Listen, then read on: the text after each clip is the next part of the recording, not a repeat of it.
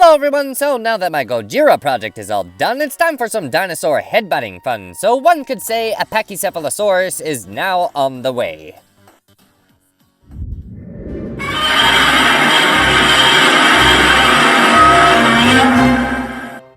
So to start this dinosaur project off today, these will be the materials being used, I say. Aluminum armature wire to help make the base frame, you could say, as well as some oven-baked clay to make the bones, I do say. As well as some plasticine clay so we don't have to deal with floppy limbs all day. We'll also be stuffing this Pachycephalosaurus full of tinfoil, you could say, because that'll help keep the weight down so he could butt heads with his opponents all day. But before I get too carried away with the poetry today, we'll be learning some fun facts about this dinosaur along the way. Because it just so happens to be part of the Pachycephalosauridae family. I couldn't help but squeeze that one last one in. Pachycephalosaurus is an ornithischian dinosaur that is only known from a single species, which sadly is just a skull. It lived in the late Cretaceous 72.1 to 66 million years ago, and was the largest of its species at 4.5 meters long and approximately 1.8 meters tall, and weighing in at 820 pounds to 990 at its maximum, or 370 to 450 kilograms. Remains have been found in the Lance Formation as well as the famous Hell Creek Formation in the western United States. And the name is Greek for thick-headed lizard, and that comes from the thick dome on the top of the Pachycephalosaurus's head, which is honestly quite suiting. However, some of its, earlier evolving stages, which we'll get to later on in the video, do have cooler names in my opinion. Fragmentary fossils have been found in such places as South Dakota, Montana, Wyoming, and other places such as Alberta, which happens to have a couple close living relatives. So what did the Pachycephalosaurus look like? So the Pachycephalosaurus wasn't a huge dinosaur, only being about 15 feet long and was weighing in at about 1,000 pounds at its maximum. The most interesting or famous thing about this dinosaur obviously was its skull, due to that large, thick dome placed on top of its head. So we gotta jump to a side note here, because this dinosaur has some interesting controversy about it. The controversy involves three dinos, the first being Pachycephalosaurus, Stygimoak being the second, and last but not least, Dracorex. And Dracorex, personally, I think has got the coolest name. Translated, that means Dragon King. However, despite how cool this name might be, it's technically probably not a valid species, because all three of these dinosaurs are technically classified as Pachycephalosaurids, under the family name Pachycephalosaurus. Now the controversy goes as follows. These dinosaurs are believed to be all part of the same species. They're all believed to either be a Pachycephalosaurus, a Stygimoak, or a Dracorex, not individual species. Back in the day when these dinosaurs were being discovered, scientists were in a bit of a rush to name as many dinosaurs as possible to, make themselves look better, which is basically the entire Bone Wars, which is a topic on its own, and someday would probably like to actually talk about that, but not sure how I'm supposed to integrate that into stop motion exactly. But that sounds like a future me problem. Unfortunately, these guys are essentially lumped into this mess because they were seen to be different enough to get their own taxon. But paleontologists have gone and studied their skulls and studied the growth of the bones, and have found there's a very good chance that the Dracorex evolves into a Stygimoak, and the Stygimoak turns into a Pachycephalosaurus. Sort of like the evolution of Pokemon, but in real life. And this is just seen at different stages in their lives. So I guess that concludes only one thing. Gotta catch them all, Pachycephalosaurus. The one thing that actually proves this theory is we don't have any old Dracorexes, and we don't have any old Stygimoaks, and we don't have any young Pachycephalosauruses. And these dinosaurs have always been found strictly in their age groups. It should also be noted that not a lot of fossils have been found, period, so these are just kind of estimations. However, they were all found in the same general area, which might be just a big coincidence. However, it's kind of weird how three dome-headed dinosaurs are all living at the same exact area as well as the exact same time period. There is a very good chance that this theory is correct, but obviously not 100% proven, and that is basically the conclusion of our side note, which should be remembered for part 2 of this dinosaur project, because obviously we'll be doing a deeper dive in this theory for next time. And if you've enjoyed the content so far, be sure to smash that like button as hard as a Pachycephalosaurus's head.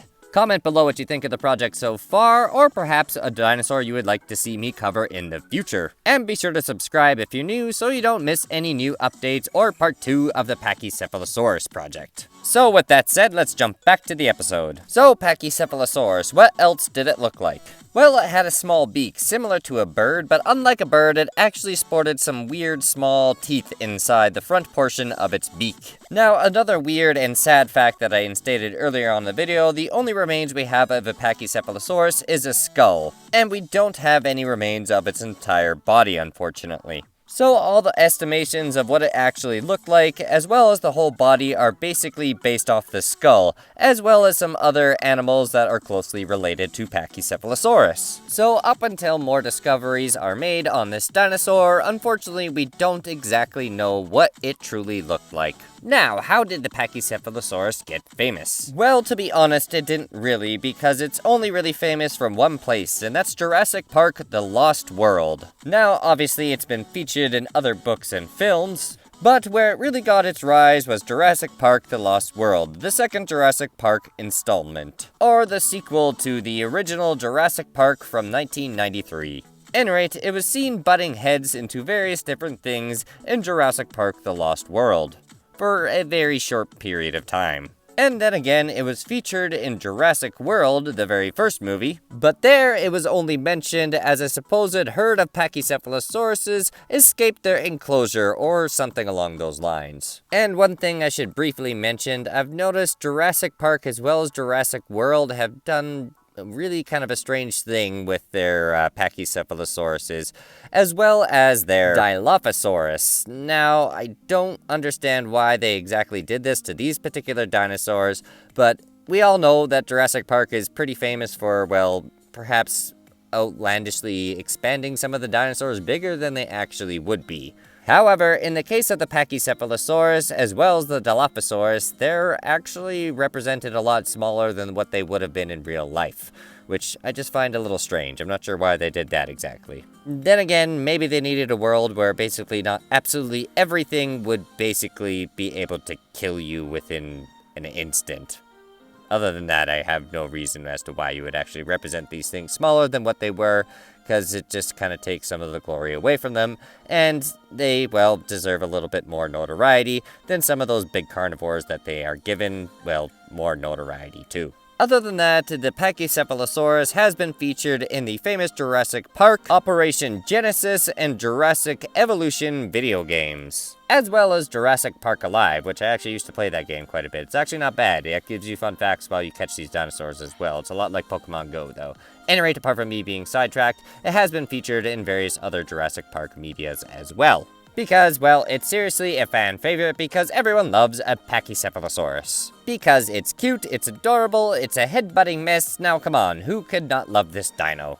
Now, it's also been recently featured in the Prehistoric Planet, which I'm actually a big fan of that series, and I've yet to see the second one still, unfortunately, so please no one ruin that for me in the comment section below, because as a matter of fact, I'm probably going to try and make some time to watch that second season, so I can learn some more fun facts about the Pachycephalosaurus for round 2 or part 2 of this, project or series, or, episode, whatever you want to call it. Now let's move on to diet and behavior of the Pachycephalosaurus. Now, of course, people like the science hippies, of course, think the Pachycephalosaurus was a herbivore. And some others speculate that it could have been omnivorous, which means it basically could have eaten a combination of both plants and animals. And it should probably be briefly mentioned that technically in nature there is no such thing as a true carnivore or a true, herbivore. Because every now and then you will see herbivores munching on little, various other things that are definitely not plants. And it's on YouTube, but be forewarned, if you're going to watch that, it's a little shocking seeing a deer eat a bird or some various other small animals. It's a little messed up.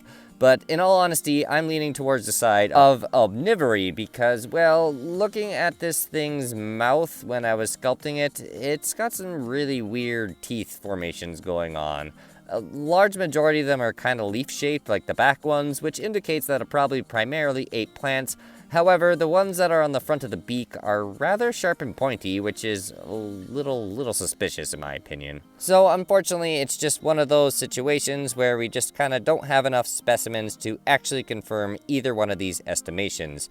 Now, the thing that would honestly confirm it the best would be gut contents, which has been found in some hadrosaurs, which were thought to only be plant eaters, but upon closer examination of these gut contents of these dinosaurs, it's been discovered that they were also eating small animals as well as crabs occasionally.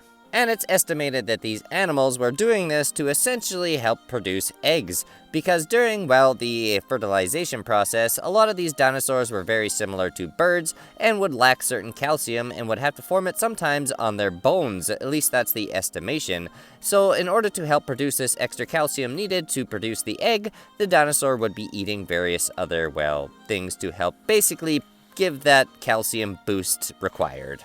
And there is some fossil evidence of this actually happening on some dinosaurs. I believe Scotty, the world's largest T.rex, is actually a good example of this, which I recently went to the Royal Terrell Museum for a trip, and if you haven't seen that video, be sure to check that out because I'm honestly really debating on visiting Scotty here soon. Anyway, now on to behavior of the Pachycephalosaurus and what it used its dome-like head for. When they first saw these thick dome skulls, and these domes were very thick, they could be up to 30 centimeters in thickness, they were thought to be very strong and maybe were used for headbutting each other in contests for social hierarchy. Today, animals like bighorn sheep butt heads in this way. A thickened skull helps protect their brains from the impact. But does this fully explain the dome heads of Pachycephalosaurus? A number of paleontologists thought they should look inside the heads of the Pachycephalosaurus. So they sliced up a number of Pachycephalosaurus domes. And when they did that, they found out that maybe it wasn't strong enough to withstand the forces on head-to-head combat. However, they did discover something else. The dome was lined with meshes of fine fibers, which indicates that the dome could have been brightly colored. Therefore, they assumed that the dome would have been used as more of a display feature as opposed to a battering ram. This theory seemed to be widely accepted until 2013. A Pachycephalosaurus was found with marks showing it had survived multiple injuries to the top of its skull, and it wasn't a one-off. They went back to historical museum collections and found a lot of evidence for these lesions in very similar places on the Pachycephalosaurus, which is definitely good evidence that they were butting heads, but it still leaves the question, were they strong enough? So, to find this answer out, scientists went to CT scans to build a virtual model of the Pachycephalosaurus skull, to subject it to stress testing to find out whether or not it was actually strong enough to butt heads with its opponents. So this did actually provide the final piece of evidence. What they found was the Pachycephalosaurus could actually withstand a tremendous amount of force through the top of its skull. A similar amount of force as to what goes through American footballers when they tackle each other. We now believe Pachycephalosaurus used their heads as a formidable weapon as well as a colorful display. Two ways to demonstrate who was the boss in their prehistoric world. And that concludes our fun facts for the day of our Pachycephalosauridae. Now it's time for the build rundown. So on this project today, we built a Pachycephalosaurus skeleton, you might say. Using a lot of oven-baked clay, we sculpted away till we had basically a base frame, you might say. I should also say we used a lot of different gauges of aluminum armature wire today to make the various bones and joints along the way. I also used some colored oven clay on the claws of the feet, you might say, because that will save some painting later on, I do say. I also used some plasticine clay to help everything actually stay, although this dinosaur isn't exactly very stable yet, I do say. Even with using tin foil to help save weight and clay on the way. Hopefully the sticky tack on his feet will save the day. I also owe a few shout outs today. Mr. Dragonclaw, you could say, and Godzilla Boy 2682, I do say. Anyway, thank you for sticking around to the very end of the video. Be sure to leave a like if you enjoyed the content, comment below what you think, share with your friends, and perhaps consider subscribing if you're new. Anyway, that's enough from me. Till next time, take it easy.